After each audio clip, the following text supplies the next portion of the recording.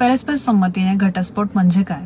परस्पर संमतीने घटस्फोट mutual divorce म्हणजे नवऱ्या बायकोने दोघांनीही एकत्र ठरवणे की ते आता एकत्र राहू इच्छित नाहीत आणि त्यांना शांततेने विवाह संपवायचा आहे. हा घटस्फोट हिंदू विवाह अधिनियम 1955 मधील कलम 13B अंतर्गत येतो.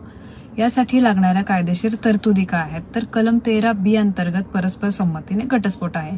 या कलमात 2 भाग आहेत. कलम 13B1 म्हणजे घटस्फोटासाठीचा संयुक्त अर्ज. नवरा आणि बायकोने एकत्र खालील गोष्टी पूर्ण कराव्यात. दोघांचीही घटस्फोटासाठी परस्पर संमती असावी. ते किमान 1 वर्षापासून वेगळे राहत असावेत. दोघांना वाटत असेल की आता आपण एकत्र राहू शकत नाहीत तर दोघांनी संयुक्त अर्ज म्हणजे जॉईंट पिटिशन न्यायालयात दाखल करावे.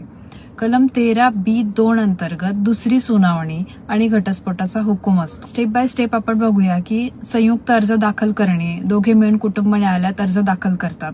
पहिली सुनावणी फर्स्ट मोशन होते म्हणजे न्यायालय दोघांची विधाने नोंदवते आणि संमती तपासते.